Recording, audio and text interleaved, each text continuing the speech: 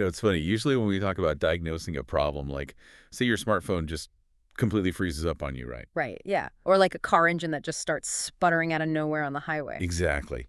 Our very first instinct is always to look for some external cause. Mm. I mean, we assume there's a bad line of code or maybe a broken spark plug. Oh, absolutely. A severed wire, something like that. Yeah, we want to find that foreign object that got into the machine and messed everything up just so we can, pluck it out. Well, I mean, it is incredibly comforting, right, to think the system itself is flawless and the problem is just this outside invader, Yeah. like a virus Right. or a bad apple, because it gives us an easy target to isolate and remove without really having to question the integrity of the whole machine. But then you step into the realm of human behavior and psychology, and suddenly that whole diagnostic model just completely falls apart. Totally. We're looking at a landscape where the glitches aren't always external. Sometimes the capacity for a total system failure isn't like a virus you catch. Right. It's actually a dormant line of code built right into the original hardware. And that's exactly what we are unpacking today. It's a huge topic. It really is. So welcome to another deep dive.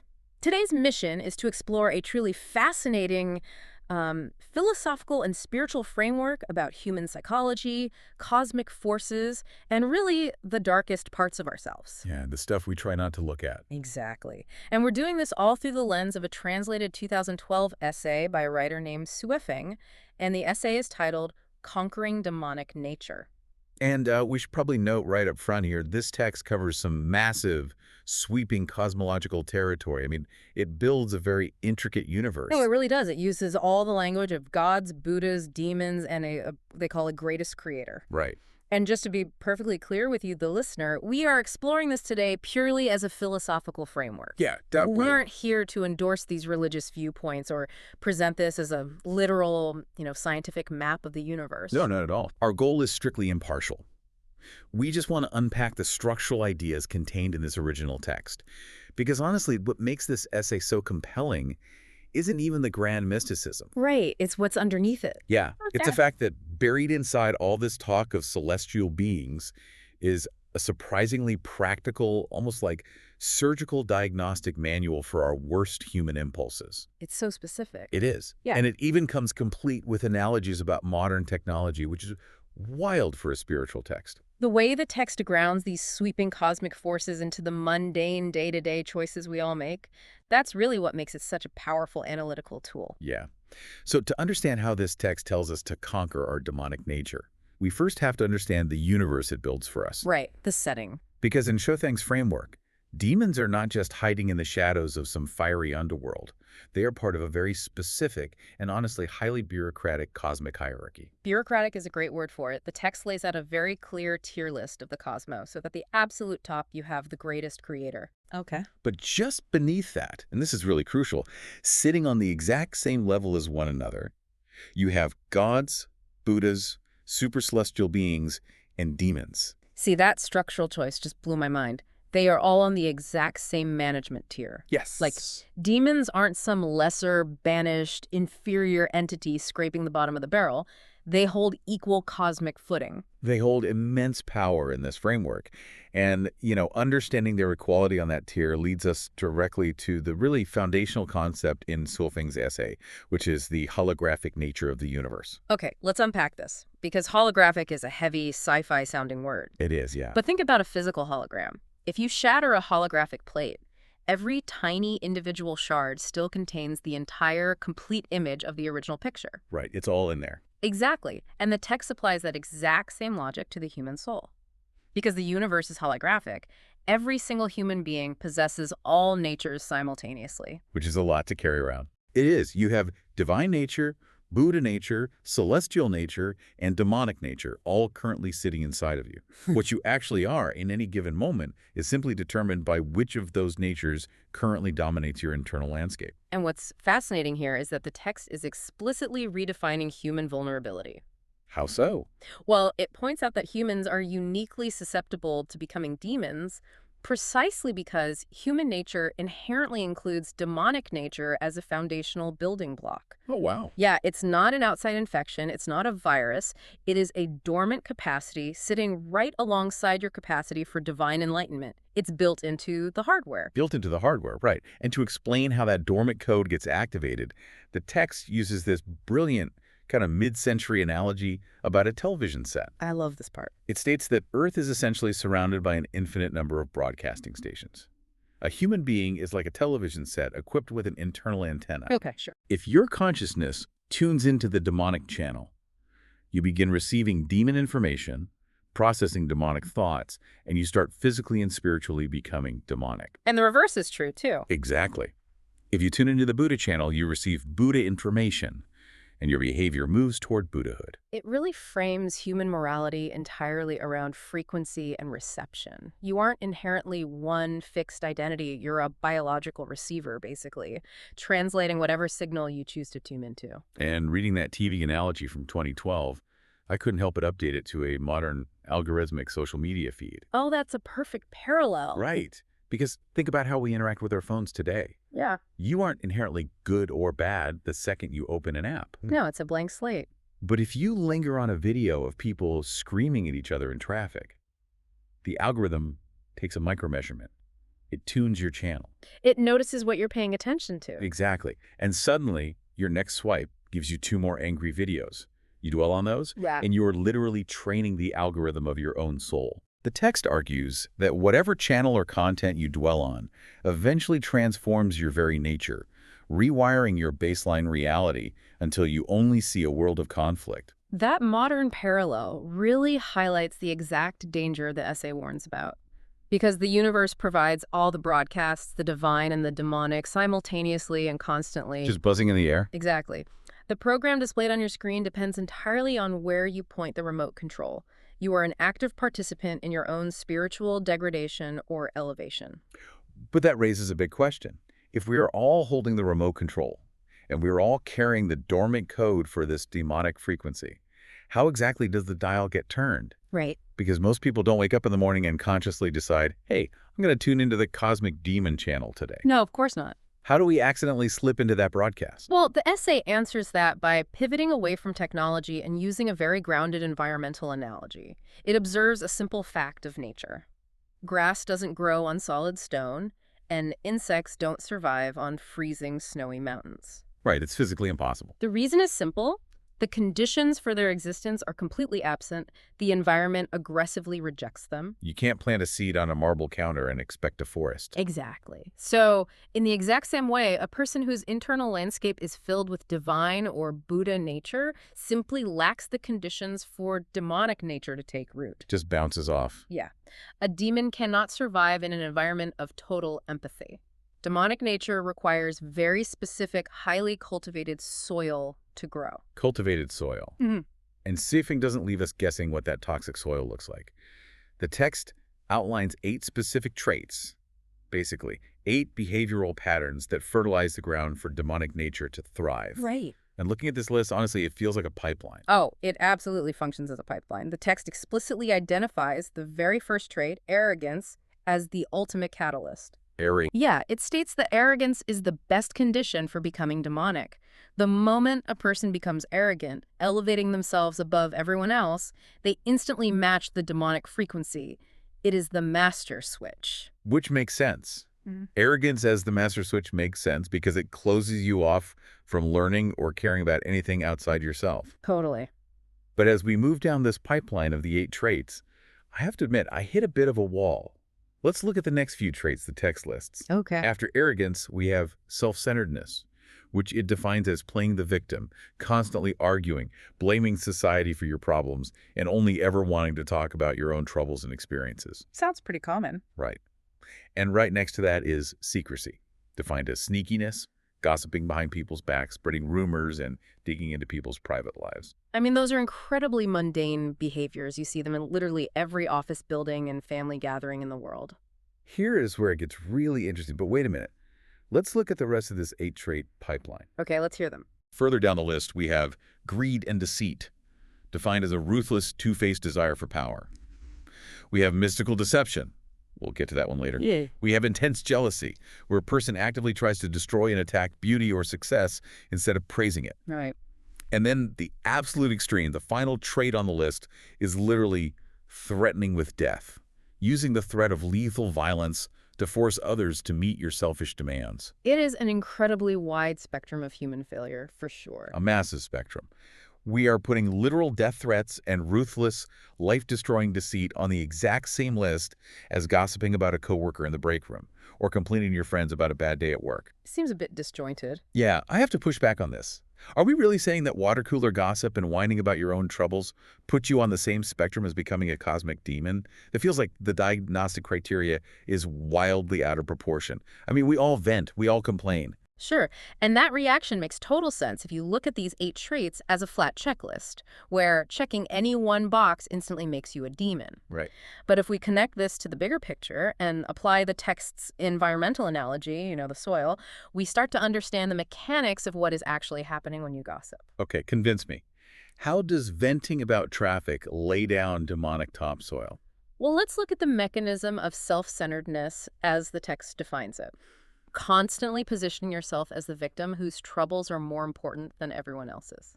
Okay. When you do that relentlessly, you are slowly eroding your capacity for empathy. You are building a psychological environment where your needs are the only valid reality. I see. Grass doesn't grow on stones, remember? Yeah. A person who genuinely values other people's inner lives doesn't suddenly resort to ruthless deceit, but a person who has spent years cultivating the soil of self-centeredness. Someone who has spent years gossiping and violating privacy under that trait of secrecy. Exactly. They have slowly dismantled the internal boundaries of respect.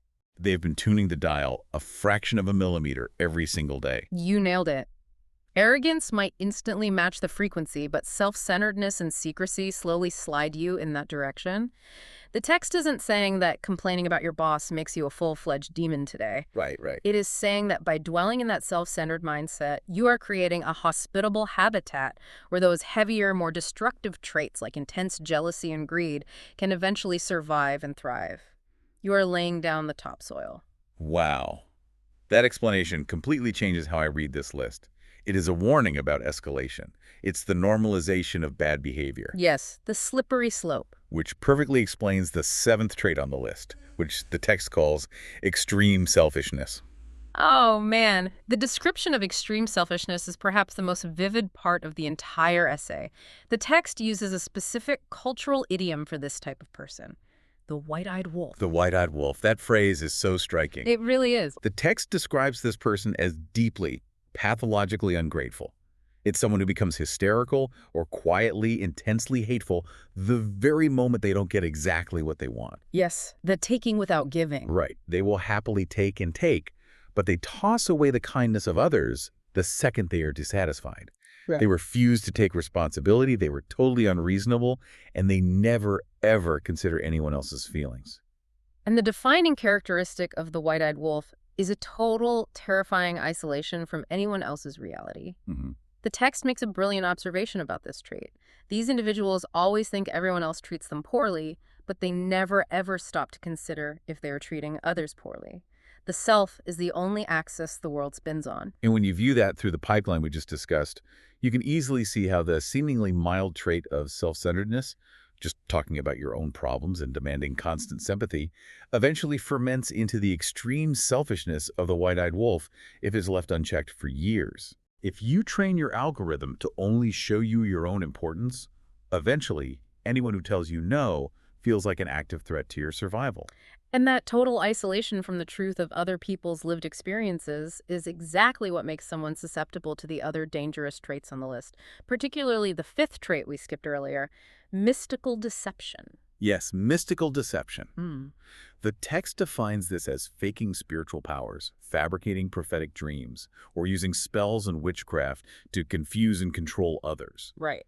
It's basically adopting the aesthetic of spiritual authority for entirely selfish manipulative goals. So if we step back, we can see the entire psychological ecosystem the text has built here. The toxic soil consists of these 8 traits: arrogance, self-centeredness, secrecy, greed and deceit, mystical deception, intense jealousy, extreme selfishness, and threatening with death. It's quite the list. It is.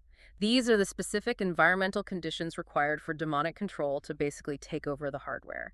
Well, if empathy is the ultimate casualty of this demonic topsoil, it makes sense that the antidote has to be something that violently forces you out of your own ego, right? Exactly. So how does Xu Feng suggest we actually rip those roots out and detoxify the earth? How do we rewire the channel to ensure we stay tuned to the divine or Buddha broadcasts? Well, the essay offers of a very clear behavioral prescription. The foundation of the cure is reverence. Reverence what? Specifically, profound reverence for the greatest creator, for life, which is notably capitalized in the text to emphasize its sacredness, and for nature itself. And it provides highly actionable daily steps for this too. It tells the reader to live humbly, to prioritize giving over taking, and to act with absolute honesty and openness in all dealings. Notice how the cure is designed to directly neutralize the demonic soil. Oh, I see it. Yeah. Instead of the sneakiness of secrecy, you practice radical openness. Instead of the intense jealousy that seeks to destroy beauty, you actively practice rejoicing in others' happiness. That's a huge shift. It is. Instead of self-centeredness, you force yourself to analyze and judge matters entirely from others' perspectives. The cure is radical, active empathy and maintaining a state of calm. The ultimate goal of maintaining this empathy, according to the text, is to walk the way of light, to attain what it calls supreme authentic enlightenment, and to eventually reach the blissful realms. Now, supreme authentic enlightenment might sound like, abstract religious jargon. It definitely sounds a bit out there. But within this framework, it simply describes a state of total, frictionless harmony with the universe. It is the absolute absence of the white-eyed wolf ego. Right. It is a state where your hardware is perfectly tuned to the frequency of creation rather than destruction. But nestled within this beautiful prescription for enlightenment is a very specific, very firm prohibition that caught me completely off guard. Oh yes, the text issues a very stark warning regarding how you pursue this enlightenment. It explicitly commands the reader. Do not learn spiritualism, do not display spiritual powers, witchcraft, or spells, and do not fabricate dreams. Xu Feng makes this a major point of emphasis. The rejection of magical practices is absolute. So what does this all mean? Because I have to be honest, reading this prohibition stopped me in my tracks. It is surprising. We are analyzing a highly spiritual text. It is entirely structured around Buddhas, celestial beings, a holographic cosmos, and a greatest creator. But then it turns around and explicitly tells us to avoid mysticism, spells, and spiritual powers. Right. Isn't that a massive contradiction? How can a text built on cosmic mysticism be aggressively anti-mysticism? This raises an important question for sure, but the text is making a crucial distinction between true spiritual awareness and ego-driven manipulation. Okay, lay it on me. To resolve this paradox, we have to look back at how Xu Feng defines that mystical deception trait we discussed earlier. Right, the fifth trait in the toxic soil pipeline. Exactly. Under mystical deception, the text condemns those who use spiritual powers, spells, or claims of prophetic dreams to control others. But pay close attention to what the essay says these fake mystics are actually lacking. What are they lacking? It states that they lack facts, science, logic, or spiritual awareness. That line is incredible. Facts, science, logic.